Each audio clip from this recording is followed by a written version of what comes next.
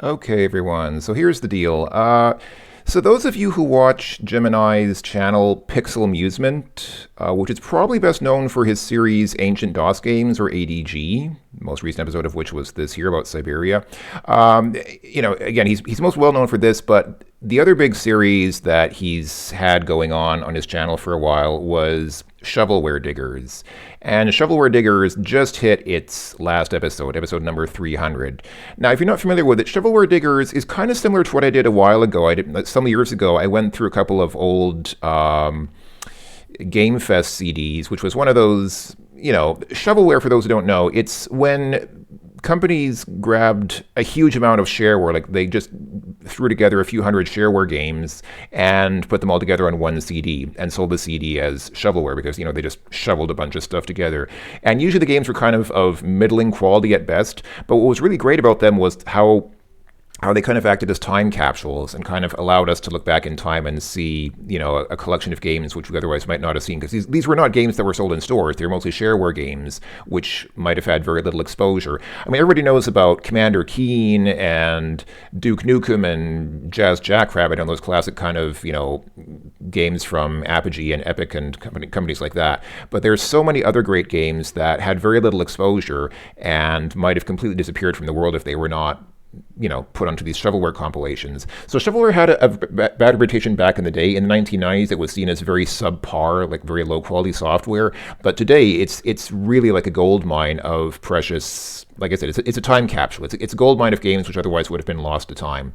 So Shovelware-Diggers was, for me personally, one of the YouTube series that I personally most looked forward to on all of YouTube. And I think that's true for some of you as well. A lot of people didn't like it. A lot of people said good riddance. Shovelware-Diggers is getting old. We're tired of it. We want to get something else. But this video is for people who had the opposite reaction. This video is for people who said, I love Shovelware-Diggers. I'm very sad to see it go.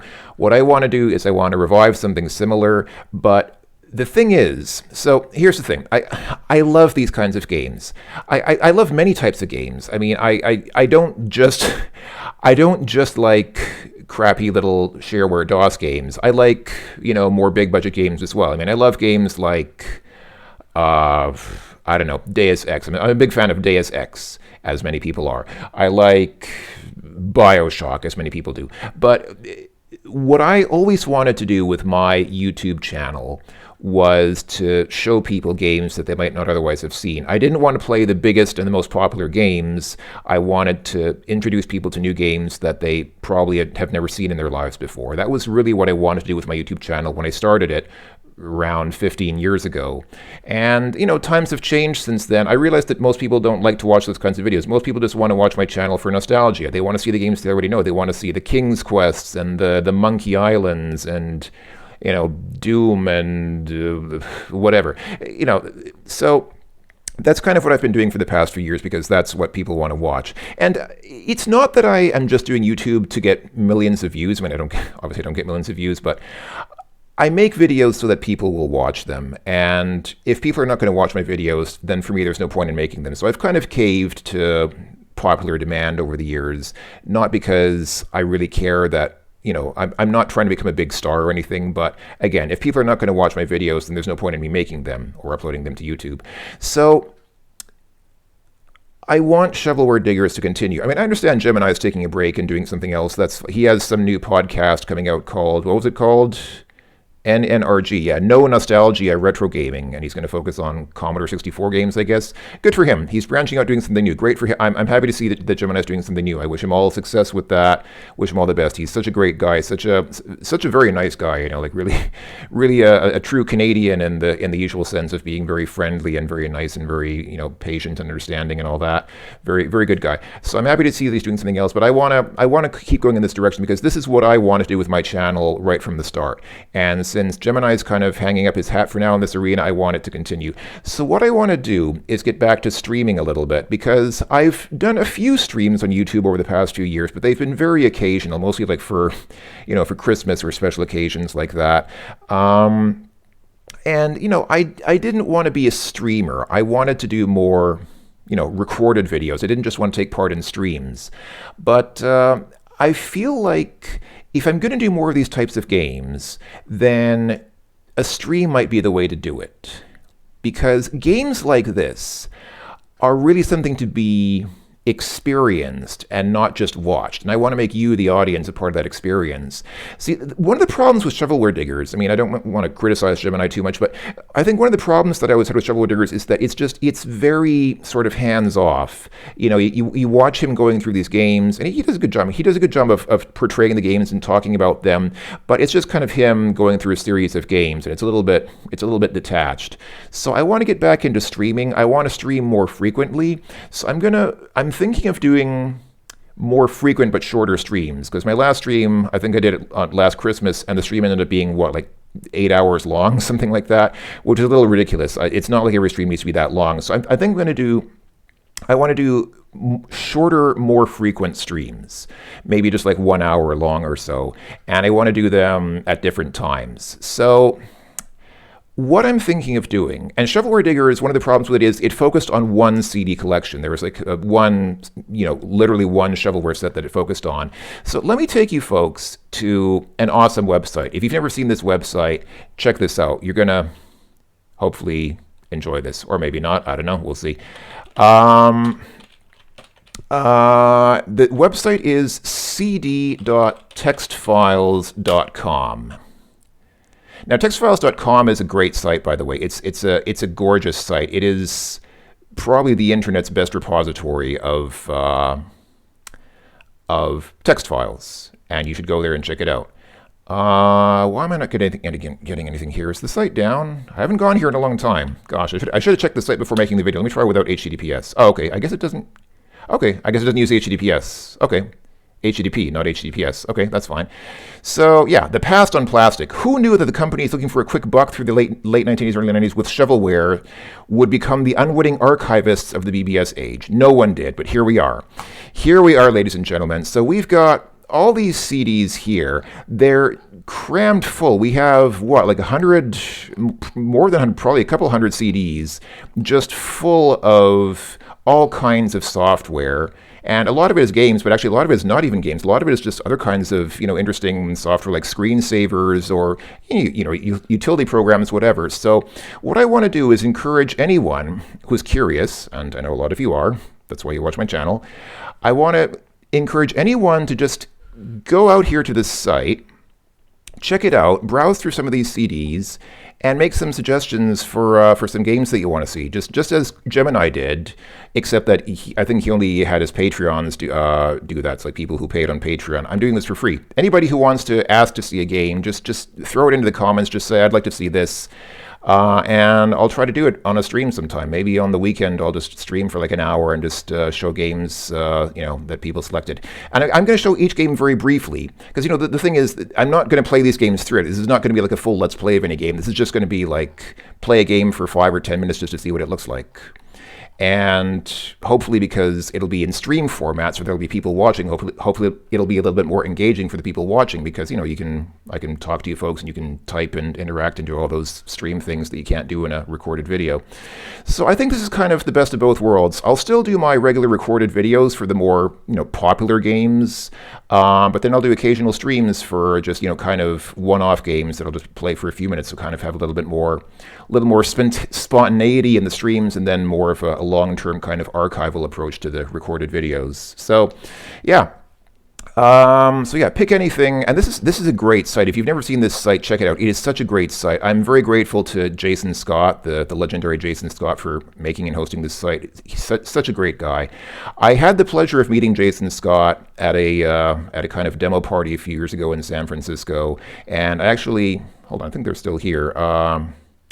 Here are the two this and this are the two Game Fest CDs. I actually gave him them personally, and also Game Empire. That's for me as well. So these three here, these are for me. I gave these to him personally and said, hey, stick these on your CD website because they're cool shovelware compilations. And he did. Yeah, great guy.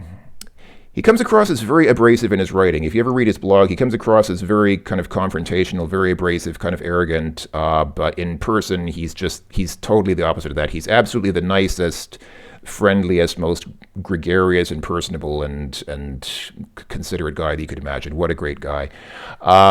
So yeah, check this site out, and yeah, just toss some suggestions for games in the in the comments, and I'll try to get to them in a stream. And if you're looking for more stuff along these lines, let me make a couple of shout outs here, because there are a couple of people who've inspired me over the years, and I just want to mention a couple of them.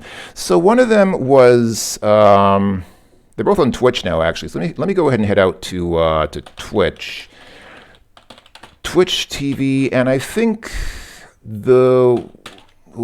is it Emmy Zizzy or M? Hold on, I'm gonna try. I think it's M Zizzy. Is that right? Yes, it is. This, come on, get this cookie's notice out of my face.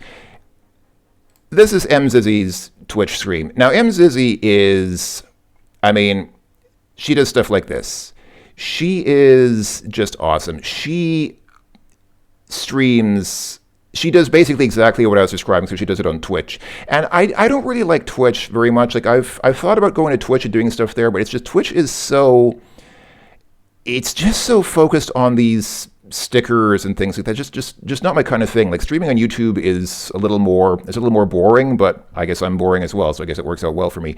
But M Zizzy is just, she does exactly what I always wanted to do. She was kind of the inspiration for me to start doing this, because I found her Twitch stream not too long ago, and the stuff she does is just so awesome. She does exactly what I always wanted to do. She finds the most obscure, the worst DOS games you could imagine, and just streams them. And she's awesome. She has a lot of fun doing it, and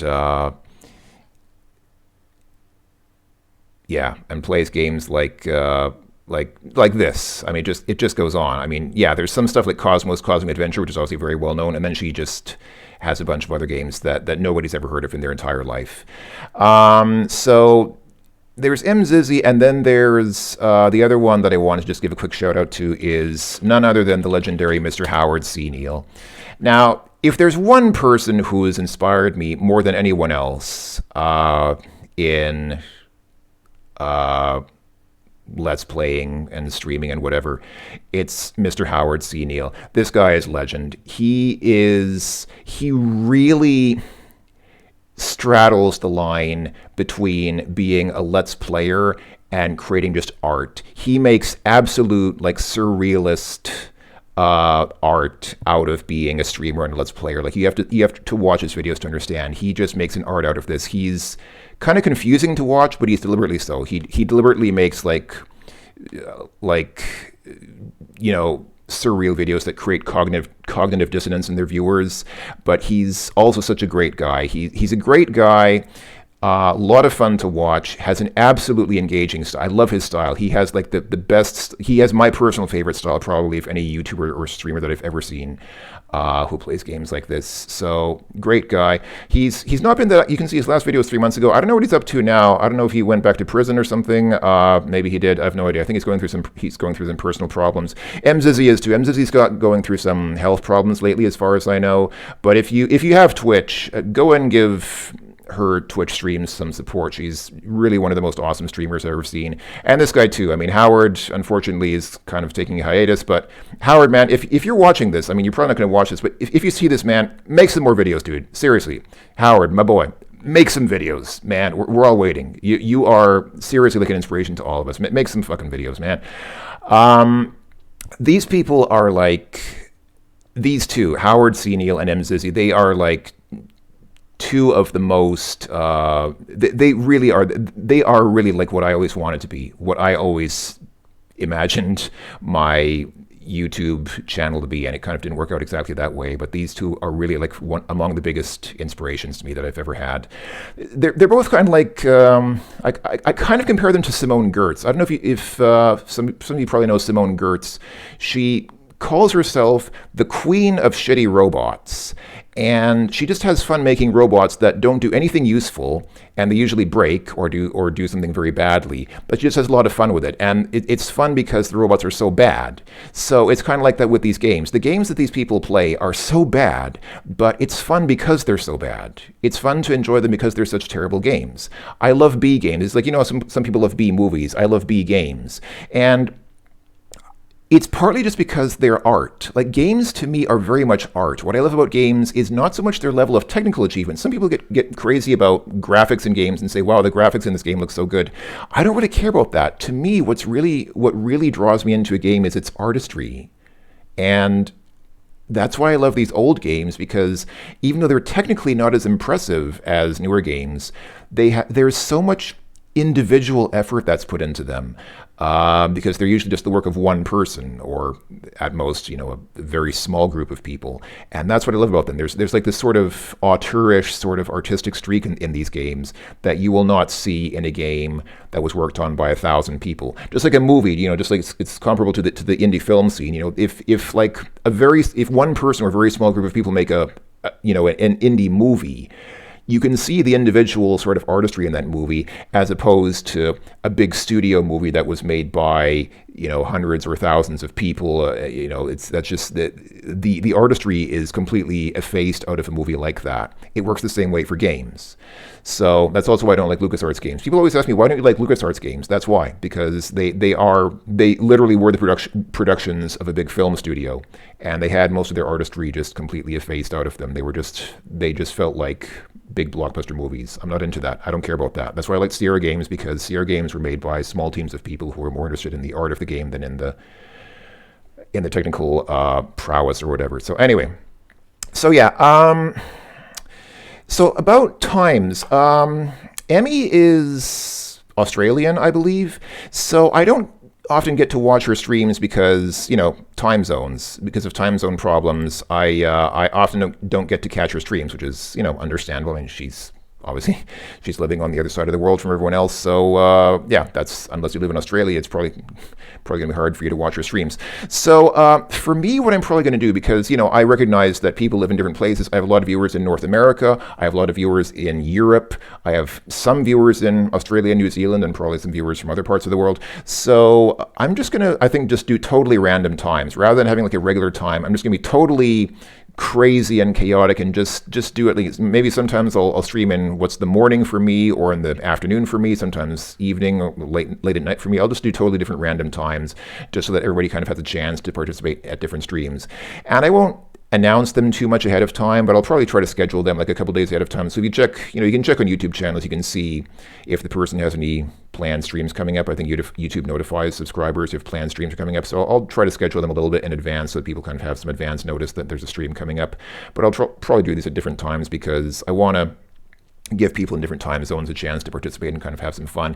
And like I said, these are going to be very short streams. So these are not going to be like 8-hour streams like what I've done in the past. These are really going to be probably just like 1-hour streams, just like Emmy tends to do. She tends to do shorter streams as well. And I think that's probably more the way to go, rather than, because I'm not doing full Let's Plays. Like I said, these are just going to be like short of showcases of fun little games that probably nobody's ever seen before. Okay, that's it. That's what I wanted to say. So Shovelware Diggers is over, but the shovelware digging must go on. The show must go on. I want to continue. I want you guys to be a part of it. I want everyone to participate who wants to participate. If you want to participate, please do. So like I said, send me some suggestions and be on the lookout. Hopefully I'll, I don't know, I might do the first stream this coming weekend. Why not? It's not like I have anywhere to go on weekends, so I might as well just do a short little stream on the weekend, see how it goes as a first try, and take it from there. So, okay, I'm done talking. Thanks for watching, everyone. Hope that you're all doing well. Hope that you're as psyched as I am about the idea of playing some really awful old DOS games. I mean, they don't have to be DOS games. I mean, we could do like something else. We could do NES games or Commodore 64 games or something. But I mean, the problem is those tended to be more from companies. There weren't that many people making like homebrew indie games from one person for those platforms. I mean, Commodore 64 to some extent, but most of these kinds of games that I really like, these sort of middle tier sort of B games, they're mostly for DOS. That's one of the reasons why I like DOS games so much. But I mean, if anybody wants to suggest a Commodore 64 game or an Amiga game or whatever, Apple II, whatever. I mean, I'm flexible. I'm open to suggestions. Let's see what people think. I want to get some feedback from you folks. Send me your feedback. Send me your ideas. Tell me what you think. Tell me what is in your head. I must know. I require this information. Type it now. Okay, I'm done. Thanks for watching, everyone. Talk to you all later. Bye-bye.